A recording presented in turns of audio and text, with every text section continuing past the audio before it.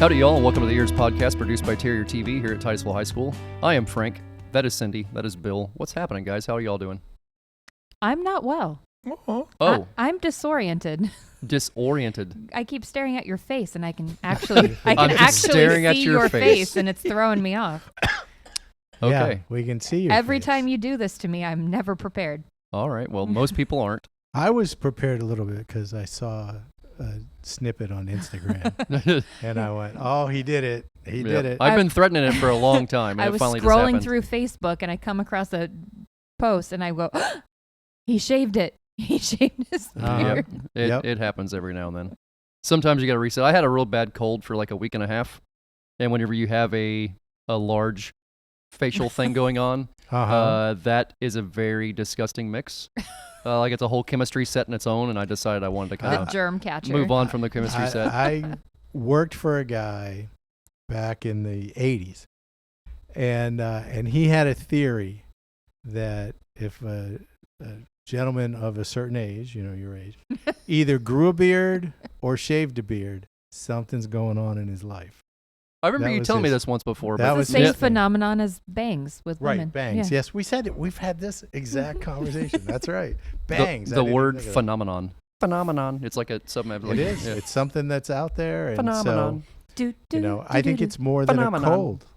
I think it's more than a cold. Well, I mean, my face has been cold. No. I No, think Bill. we'll honest to find out. goodness, that's all. That's all that was I'm going sure. I'm sure. That's How what you many think. days has it been since That's you what did it? think. on. I reshaved again on Sunday, so it's been. Oh, you reshaved. Look how Yeah. much He he was already has committed. grown in. He was committed. It's not. to It's it. not funny. I grow hair like it's going out of It's style. Wednesday, and It's you've already Wednesday. got more facial hair than most men do. Yeah, that's impressive, buddy. That's Yeah. impressive. I don't play around, Bill. I'll have a Okay. beard growing contest with anybody. Okay. Well, sounds Challenge good. accepted. So you guys want to jump into our conversation Yes, today? sir. I'm quite Let's excited do it. about it. So today on the podcast, we are blessed to be joined by Jeff Greenberg. Jeff, thank you so much for being here. Oh, gee. Again, it's a privilege. Oh, buddy. It's so. I'm trying to think where me and you first met. Oh, I don't know. That's a good question because I've seen you around. I've been. I'm sorry about that, by the way. Well, no. At the EcoFest, I think at one point, Okay. and then you took some of the EEARSS students out, and I went with you when you went out to check out your snakies and, The and arrays. gators Yeah. and things. Yeah. You know. Yeah. So yeah, and then at the science fair. Indeed. Yeah, we do see each other at the science fair a lot. Yeah. Yeah. So you've been kind of a staple of the community here for a long time, working on quite a few things. So tell us about you growing up, maybe where you're from, a little bit about you. Okay. Thanks. Tell us the Jeff story. Actually, I've only been in Titusville for 5 years, which is pretty minimal. The longest stretch of my life I spent up in the Midwest. You know, I know your affinity for the Chicago area, but I was teaching at Wheaton College up there for 33 years. Wow. And but I was born. My dad was in the Air Force. So I was born in Barksdale Air Force Base in Louisiana. And then he moved to Europe after World War II because he was part of NATO. And I spent 3 years growing up there in Germany, and it was pretty. And got around Europe a little bit as a little kid. Kind of wished I was older when I did that because I'd appreciated it more. And then moved back. He was restationed with Strategic Air Command at Homestead Air Force Base south of Miami. So I really grew up south of Miami from age of about 7 to 18 until I went to college. Started at college in Western North Carolina for a year and a half, but they raised the tuition. So I had to leave and went back to FSU, which was in state for me.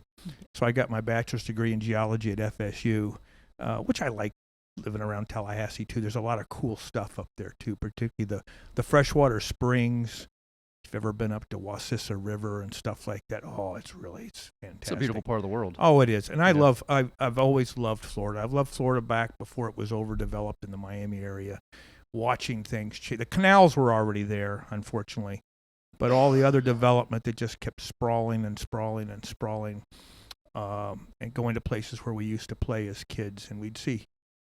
A little friend of mine called me up one day and said, "Oh, you got to come down to my house. The highway patrol's here." I'm going, "What happened?" He had this monster gator. I don't know. It was 12 plus feet of a huge gator. And of course, the highway patrolman, how'd they deal with it? They shot it in the head. You know, that's how you deal with things like that. But anyway, So I remember that. And we'd have land crabs in our yard. We'd have those bufo marinus, the cane toads that were all over the place. Yes. And then I sat and watched as I was going to college and coming back home and watching the environment change, where the Everglades fish went from largemouth bass and bluegills and catfish to Oscars, tilapia, cichlids, all kinds of invasives taking place. We had invasive birds, we had invasive everything. So it was interesting growing up watching. I guess ecology was my greatest desire, just to see how things got together, how the animals and the plants and things got together. And so I've always loved Florida. And when I retired, I also didn't want to have to deal with the Midwest any longer. So no more snow. So I came back to Titusville because I knew about Titusville. It reminded me of Cutler Ridge, where I grew up as a kid south of Miami, old Florida, 50s Florida. And when I moved here, I moved into a 1964 vintage house in a nice, quiet neighborhood. And I love it.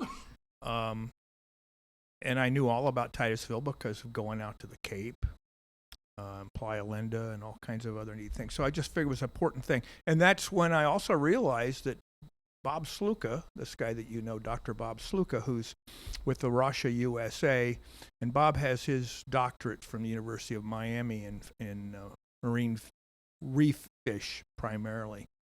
And his family is like my second family now, because I lost my wife 5 years ago. And so the Slukas are important to me. And being here where Bob wants to do good for the environment in this area. His is mostly wildlife conservation, so he fits your stuff really, really well. And he even tolerates a geologist like myself. But one of my big things now is water resources, sanitation, stormwater, all that kind of stuff, even though that's not my background. After I went from Florida State to the University of Kentucky and then the University of North Carolina to get my doctorate, and I worked on a Ph.D. in Egypt for my doctorate, which was pretty cool, and studying things like uranium and certain kinds of rocks and stuff like that. And then I worked for Wisconsin State, the Geological Survey, and the University of Wisconsin there for almost 9 years before I left and went to Wheaton, because I really wanted to teach. And so I taught for 33 years at Wheaton, and over 5,000 undergraduate students. I calculated I've probably taught more than anybody else in Wheaton's history. Wow. Somebody said, "You remember all their names?" No, oh my goodness. Maybe the first couple of years, but after that, no. But I had some incredible students, very memorable people.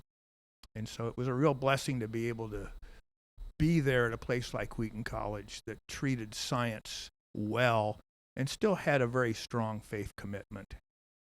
So I recommend that to people as a good place. Maybe I didn't get along with the administration that well, but that's another story. All right, so I want to backtrack for like 1 second. All right. You mentioned your PhD studies in Egypt. Yeah. Break that down for me.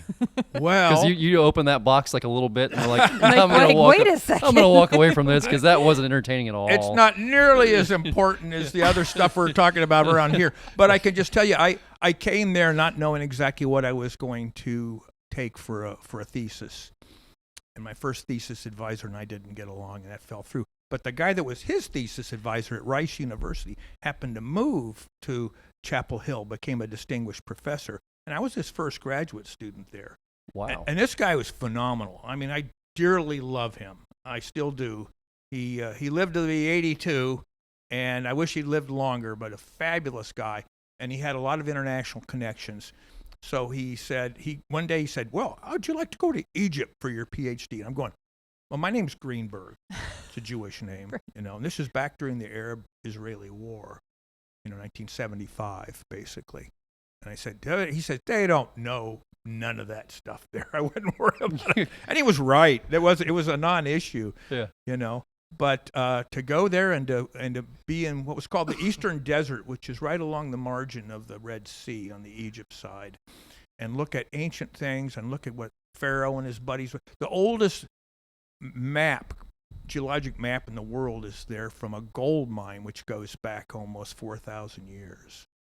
and incredible. I mean, yeah, it was just like, wow, So it was exciting. It was a cool thing to do. Yeah, it's pretty neat. Yeah, and that was kind of the stuff that I did for a while until students at Wheaton got me to bend more and more towards applied geoscience, which is the stuff that's going to try to help people use what we know from geology to make life better. Ecology, water, climate, energy, minerals. So that's really where I am now. That's where my desires are. So that's one of the things that, you're working on a lot of things. We were kind of talking about a little bit before we started.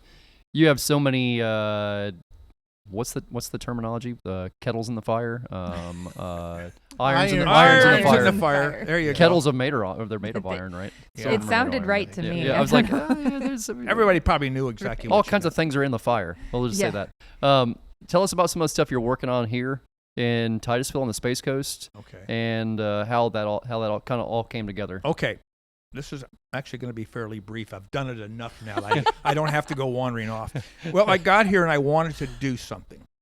I wanted to do something scientific, and I wanted to do something with schools if I could. I actually tried to look into being an adjunct at Eastern Florida State College, but trying to get on being an adjunct there was, might as well try pulling teeth with a pair of pliers. They wanted my they wanted my grades from high school. And I'm thinking, my high school could have burned down by now. Look how old I am. But anyway. Oh, yeah. So anyway, I came in, and I knew Bob was there, and I was talking to Bob a lot. And it's actually because of where I live, because I have a drainage ditch along the back of my house, one of the hundreds and hundreds of those around here, that ultimately flows out into the IRL. And the wildlife in there blew my mind. And one of my greatest stories for people is to let them know how nature takes care of us. I was really worried being a Floridian about mosquitoes. Oh, yeah. And I'm sitting in my backyard. Yeah, I'm sitting in my backyard at 4:30, 5 o'clock, and I'm not getting bit by mosquitoes. And all day long, no mosquitoes. And I realized that this little ditch is full of mosquito fish and killifish and mollies and things that eat the larvae. Isn't that incredible? Oh, yeah. So you take care of them, you take care of nature, and nature takes care of you. It's pretty simple. 6 different kinds of turtles that are there. No tortoises, but 6 kinds of turtles. Had an otter come visit one day. We got gators. We've got every wading bird you can imagine that are there. Lots of tilapia, but there's other fish in there too. So this one little ditch, this little thing that was treated poorly by the city, by the way. I won't go into details on that, but they really messed it up. I just delighted in that. So I wanted to study that, and I talked to people about it. But then it got bigger than that because the IRL came in. People said, we really need to do something about the IRL. And he says, because these things will get out there, and all these waters that we're contaminating here go out there. So I got hold of a National Science Foundation grant application for community science and got a fellow colleague of mine from Wheaton who was teaching at the University of Florida. And he ended up being the PI, the principal investigator. And we wrote up a grant that would have given us $50,000 just to start. And if they liked what we were doing, we would have gotten $1 million. And part of that would have been studying the storm water in various ways and looking at what's going to the IRL. A lot of it would be chemistry. So the key factor here is chemistry. So I'm slowing down in case you want to ask anything. No, I'm letting you roll. Okay, Yeah. all right. Yeah, no, Okay. we're You excited. are smarter than us, so we're Well, not interfering here. In this area, I'm smarter than some people. Anyway, but the interesting thing is I have a background in geochemistry. A lot of the rocks and stuff I was studying previously had to be looking at the chemistry of those rocks and what we could learn from those things. And when I was at Wheaton, we had a lab experiment set up in a basement where we're modeling we're modeling actually wastewater, sewage water, using natural treatments, using ponds to treat it naturally without adding chemicals, without building elaborate buildings. And it's a well-known fact that you can do that if you set it up properly. So I was studying with students. We got that published. One of the gurus from this sort of thing over in the UK congratulated us on doing some good stuff with students. And the main point was that students learned a lot and they carried it with them when they went on. So I got into that sort of thing. And I figured, well, let's continue that here somehow, because stormwater is what it's all about. The more I learned about it, and this is partly in attaching myself to Mike Myjack, who was on the Titusville Environmental Commission, and I think he's now the sort of the chair. Laura Lee's kind of the sub. They kind of switched off or something like that. But Mike's got a great background in technical stuff, computer stuff, data analysis stuff. He used to do it out at NASA, and he's an amazing guy. And so getting together with him, and he said, well, what can we do for the IRL? So boil that all back down again. We lost. We did not get the application approved. We didn't get the money. Somebody for a rain garden got one up in Cocoa for the money, but we didn't get it. And I told you that Dr. Soto with the Marine Resource Council was calling for somebody to come in to look at the chemistry of organic molecules that were going into the IRL, because she said nobody's measuring this stuff that we know has got to be destructive. She said, oh, we could do that. So we got Myjack. You don't mind if I mention names, of course? No, of No, course not. not We at talked all. about them earlier. Anyway, these are Not at all. wonderful people. Drop all the Anyway, names you want to, buddy. and Jim Yount, who teaches there at the college, who's his specialty is in algae, but he's done a lot of neat stuff, and he's one of our. That's how we met. Yeah, we know. Is We know his Dr. class? Yount. Yeah. Oh, what a cool guy! Oh, that, yeah. that was a minute ago. Oh, yeah. That's right. That It's we been first a met in his long- class. Yep. Yeah. Is That's it- one of my favorite professors I Well, ever had. he's a dear guy, and he's doing some neat stuff right now, because we had a wonderful instrument there, and we had a chemist who was going to set it all up for us. She was the chemist for Eastern Florida State College in Titusville, but she lost her job for nobody told her why. They just, and then I said, and Jim was really angry. It's like, well, number one, you don't tell her. Number two, they still need a chemist. They still have chemistry to teach. Right. Well, they're going to be. I think they've got somebody else coming in now. I don't know what it was. It just doesn't make. I'm not real happy with government decisions on things that don't seem to be real wise. Anyway, so we lost her, but we would have used this instrument, the gas chromatograph mass spectrometer. It's a 2-part instrument, it's about a $250,000 instrument, about this big. He knows about it. Oh, And yeah. it would measure those organic molecules down to at least parts per billion. Some of them in sub-parts per billion. Really, really tiny bits. And we bought standards for it, spent $6,500 with a small grant that I had from a family foundation in Orlando to come in and have the company set the thing up for us, because it hadn't been used in a while.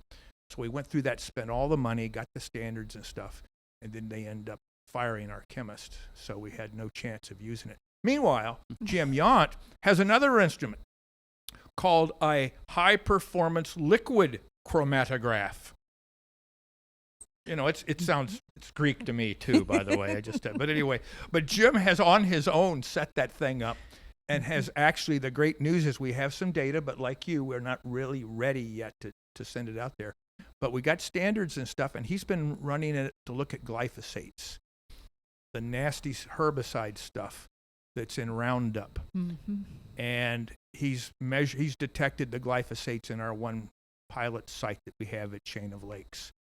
And I go there once a week to measure background chemistry and things. And so we're bumping along, but we're not where we want to be. We want to be able to do a lot more, and we wanted to get involved with students.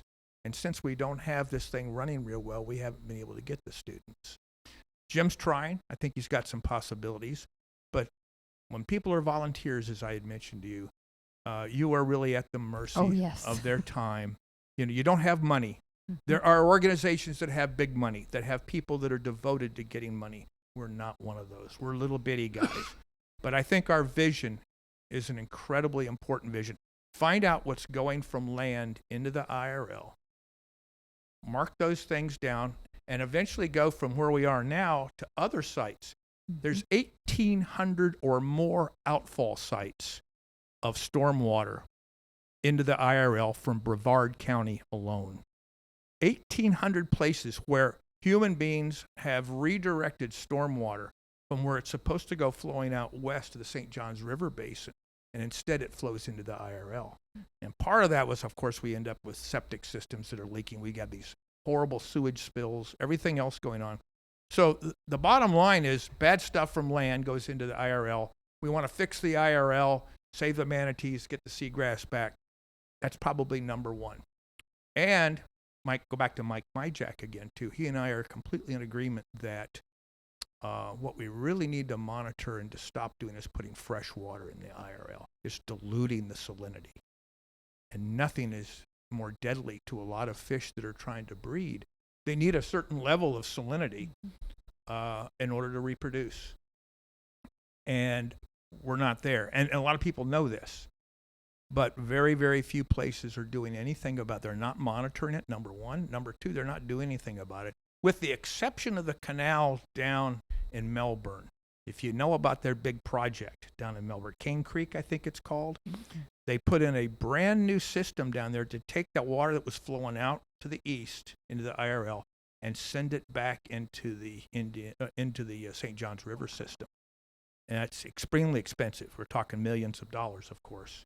That's Crane Creek or Turkey Creek? Or I think it's Cane Creek, I think. Okay. I think that's the name of it. Anyway, we can always look it up. Yeah. Interesting. Okay. But anyway, so that's what needs to be done. We need to shut down all of these outfalls and send the water back. And then people complain, well, then it'll go into the St. Johns River and people's houses are going to flood.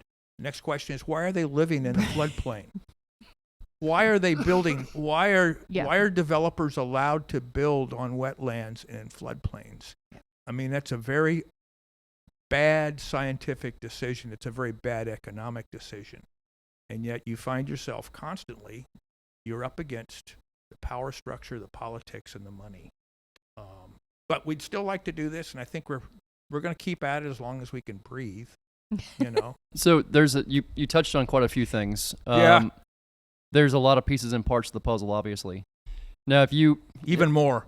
Yeah, I bet. If there's I guess my first question would be, where do you start? Like, from your perspective, right? Where do we start? Well, that was a good point, because we started with the instrument at the college, right? And we thought that would go, and we had students lined up and everything else. And because we lost our support there, it fell through.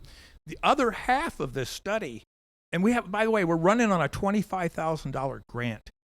You know, they've got janitors, you know, making that much money in a couple of months these days, you know, which more power to them. But that's a tiny bit of money when you talk about how much these things cost academically and, you know, the technicalities and everything else. The other half of it is Mike Myjack's baby again. He wants to develop a remote sensor that has all these different chemical detectors in it that you can put into the outfall sites, into water, underwater. Number one, measuring the volume of fresh water that goes through. Number two, looking at things like dissolved oxygen, salinity, conductivity, turbidity. All of these are important constituents to tell us what's in that water.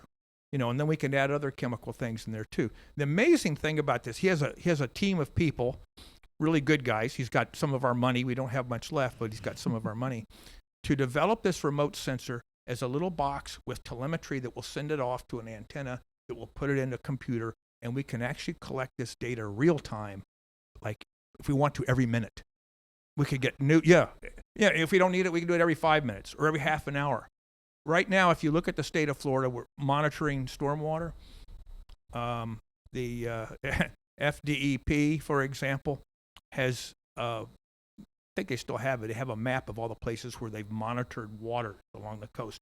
Vast majority of them are in the lagoon. They're not on land. So we already know what's in the lagoon. Everybody's spending money on what's in the lagoon. And we go, we know it's polluted. Now what?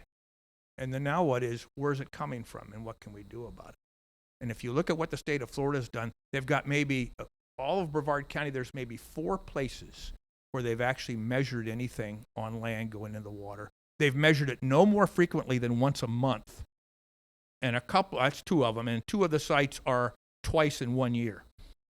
Scientifically, it's worthless. Right. It's absolutely statistically worthless. And they're measuring this array. They're talking about how much it costs. Well, it costs that much because they're using commercial firms, or they're letting the state do it. It's like the old idea about how much the Air Force would charge for a toilet seat. Yep. $2,000. So and we've got all these retired people and the potential for teachers and students to do things, and we can do it well and we can do it cheaply. And we'll do it with the international standards that make sure that we're doing quality stuff. We're not going to let anybody criticize us because you guys are sloppy or you're not competent. You know. Let's say money's not a. Let's say in a magical world somewhere, money is not an object. What are some of the first things that you guys would start going after and trying to knock off one at a time? I would find some way to hire somebody to run that instrument or find another instrument nearby. Interesting thing is we are in the northern part of Brevard County, which is the neglected part of the county for a lot of this environmental stuff. Mm-hmm. You know, there just aren't many. We have some friends. Arosha's got some friends up at Bethune-Cookman, and you know they're even worse off because they're up the Daytona area there. And they want to do good stuff, and they're trying to do good stuff, but they get no attention from the people further south. Mm-hmm. So it's a provincial problem. It's a ownership thing. You know, who's going to get the money and what are they going to do with it, kind of a thing. And so if we had the money, I would certainly get somebody to run that instrumentation for us and pay students. Mm-hmm. You know, we've had issues with that because the college, trying to pay students through the college is sort of a big headache too. So pay the students, get somebody to run the instrumentation for us so that would actually have some salaried people or hourly people. And then to go ahead and actually construct that sensor that we want to put together, make a bunch of them and put them in about at least 5 or 6 sites immediately. And that whole thing is still peanuts money-wise. You know, we're not talking big money. If you are at all familiar with what Florida Atlantic has their array of sensors that are out in the IRL, these are $150,000 towers full of, you know, they got solar energy coming in. They got all these sensors and stuff. They also get all eaten up because they're in salt water, so they have to be maintained.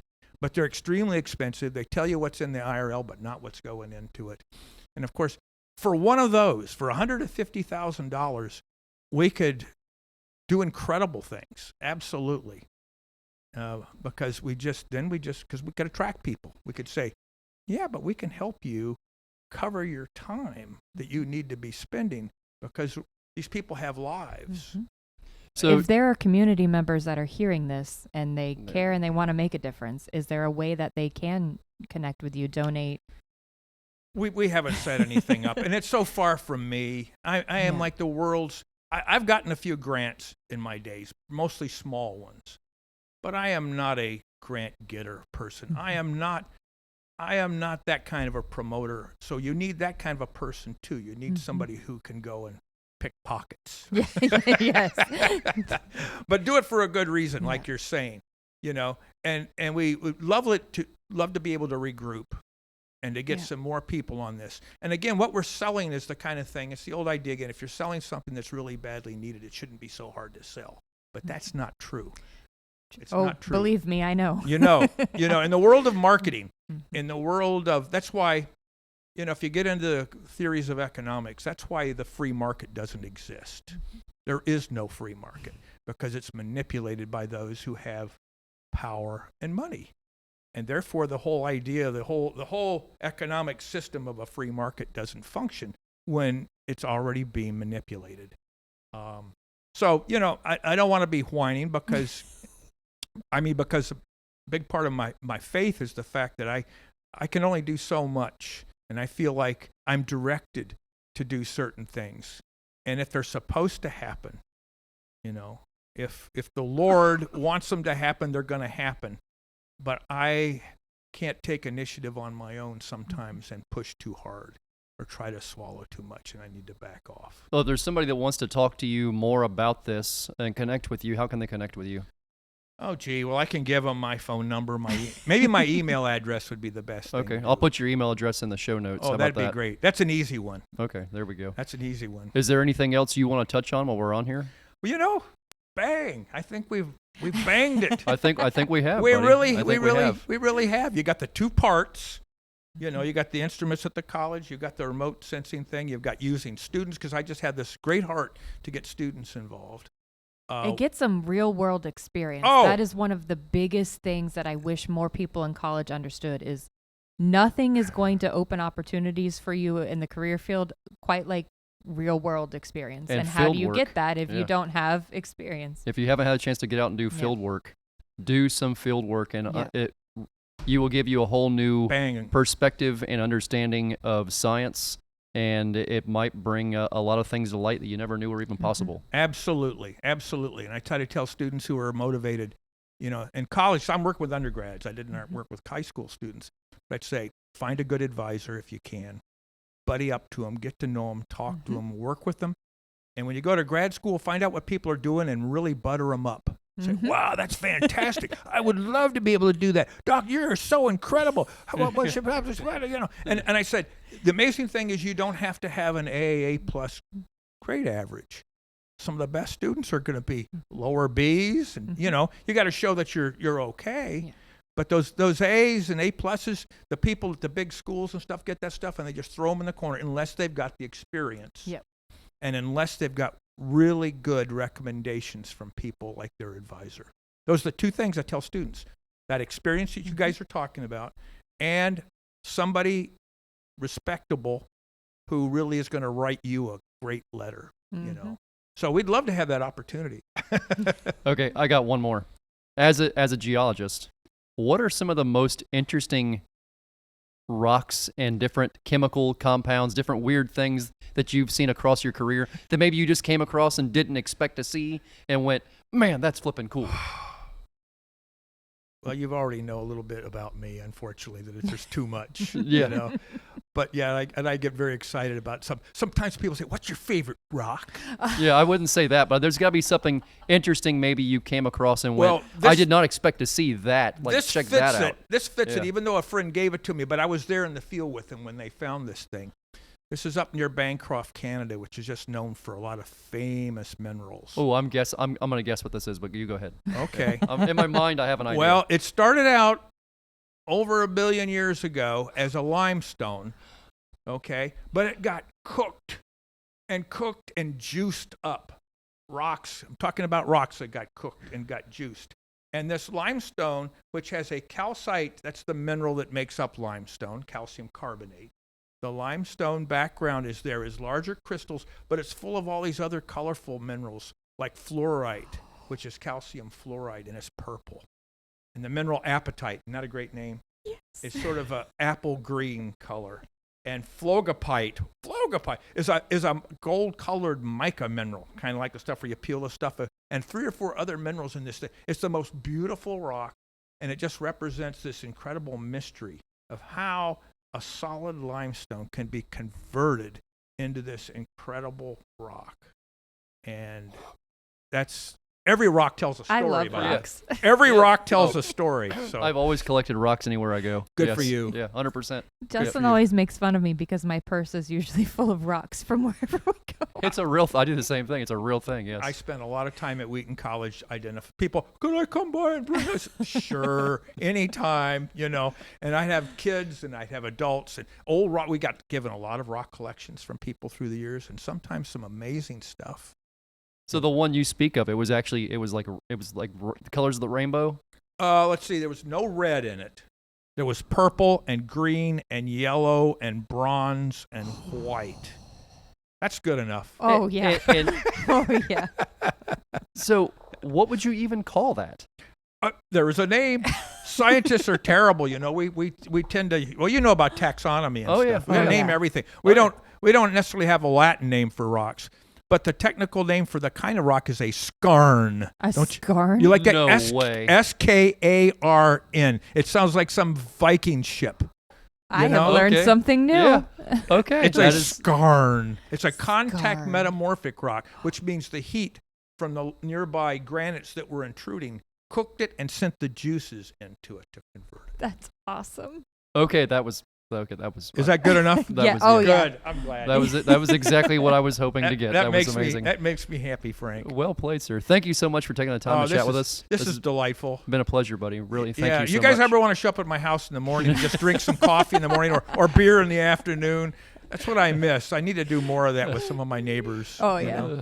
Anyway, this is fabulous. Thank you. Thank you, Thank sir. you all. Bill, Cindy, another one in the book. Sir. Yes, sir. Anything exciting going on this weekend?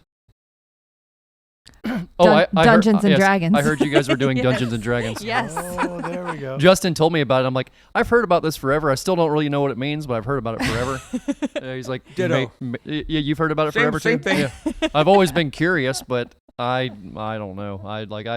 I'm afraid I would like have fun, and then You're afraid you would have fun. I know what he's talking about and get hooked. yes. I got so many things I'm already hooked on. I don't know if I can afford to be hooked on one more. Exactly. I don't know. And you said your kids used to play it. They still do. They still do. Still do. Yeah. They Have you ever got into it? No. You never tried one time. Nope. Never did. You're missing I out. watched them do it, but It never was interesting. no. For me, there's too much involved. It's too much. I don't like anything that's too fast that you got to do. I like don't games. think this is fast. No. I think it's very slow. Am I wrong? Well, it's slow in the sense that it takes a long time, but Because there's they've a been lot playing this going for on years. They've during been playing that it for long years. time. You've been playing it for years, like a one character, right? Yes. Can your character die? Yes. Oh my Yes. God. Yes. Oh, yes. We try very hard not to. I'm in fact the healer for the party, Aw. and they are exhausting because my class is not supposed to be the sole healer. Isn't I'm a that- druid, Isn't but that- we don't have a cleric. That is We've funny. just got me. Oh, I'm a You druid don't have a and you an don't have a herbalist. clerk. A Cleric. I was making a joke. I was making a joke. You're killing me. Oh, this is great. All right, let's wrap this thing up. Oh, you guys should charge for this. This is too Okay. good. This is therapy, It kind of sort of is. Yeah. All right, y'all. Thank you for tuning in to the EEARSS podcast produced by Terrier TV here at Titusville High School. If you'd like to learn more about EEARSS, you can go over to EEARSS.org or .com or Alligator Robb with 2 B's, my last name, not my first name, .com, and learn more about us and the research we're doing and the things we're working on. Thank you all for tuning in. We will catch you all next week. Bye-bye.